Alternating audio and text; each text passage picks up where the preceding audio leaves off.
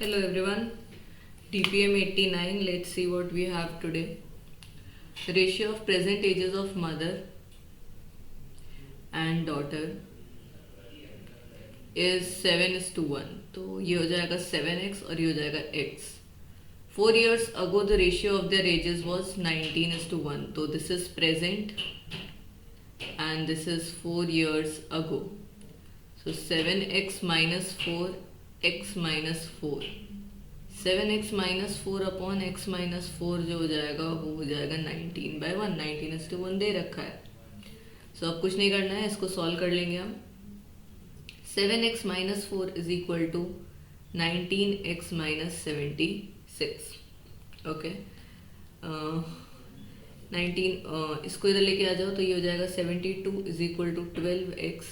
x की value आ गई 6. अब पूछ क्या रहा है, what will be the mother's age 4 years from now. 4 years from now present age क्या हो जाएगी? सबसे पहले तो 7x है तो 7 इंटू 6 42 एंड प्लस 4 बोल रहा है तो 46.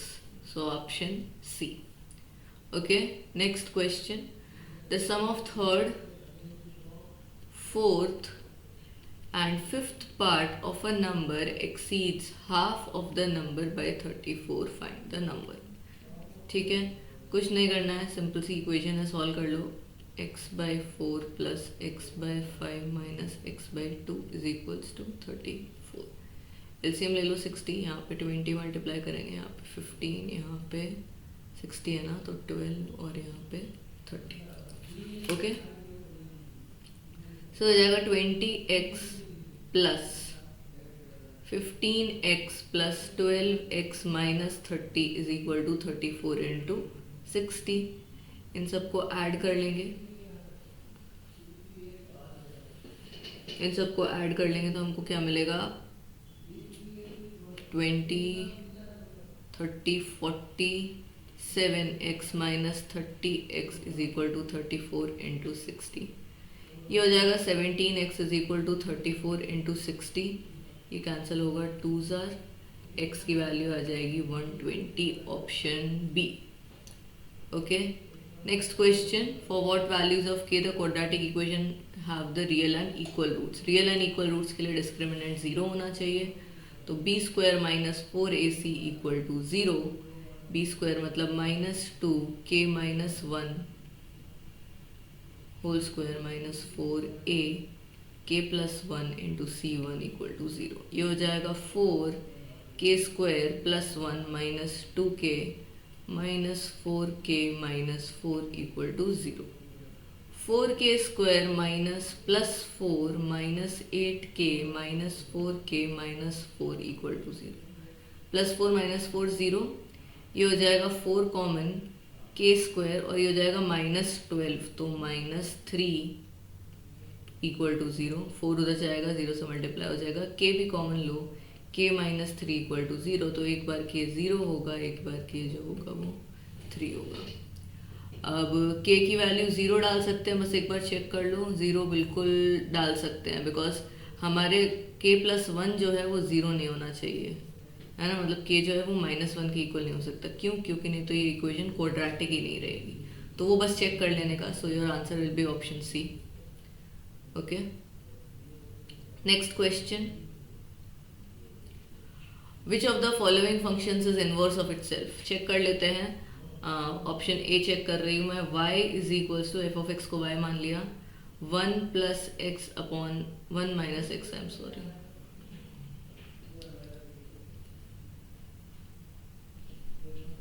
1 minus X upon 1 plus X. ठीक है, x को y के टर्म्स में रिप्रेजेंट करेंगे तो y plus X Y equal to 1 minus x.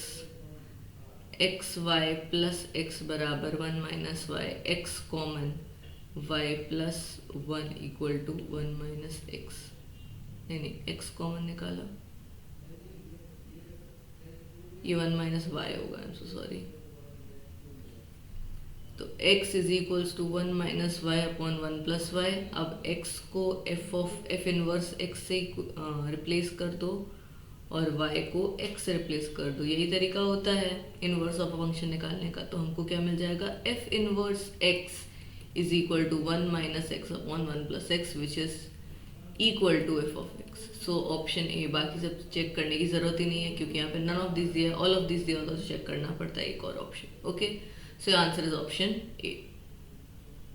Next question, the sum of sixth मतलब a प्लस 5d, 15th मतलब a plus 14d of an arithmetic progression is equal to 7th a plus 6d plus a प्लस 10th है तो 9d plus a plus 11d। ठीक है, which term of the series should be necessarily be equal to 0। So 2a plus ये कितना है 14 है ना,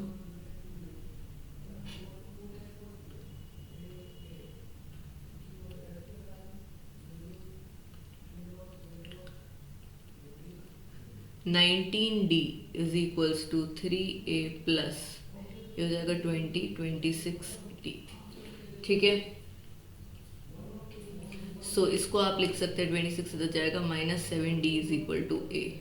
अब मेरे को a plus n minus 1d कौन सा टर्म जो होगा वो 0 होना चाहिए, तो मैं n टर्म को 0 कर लूँगी, a की जगह पे रख दो -7d plus n d minus d equal to 0। d common ले लो, -7 plus n minus 1 equal to 0, d को उधर लेके जाके 0 से मल्टीप्लाई कर दो या डिवाइड कर दो, -8 plus n equal to 0, n की वैल्यू आ गई 8, तो 8th टर्म जो होगा AP का वो 0 होगा। Okay, so that's it for today's DPM guys, see you tomorrow.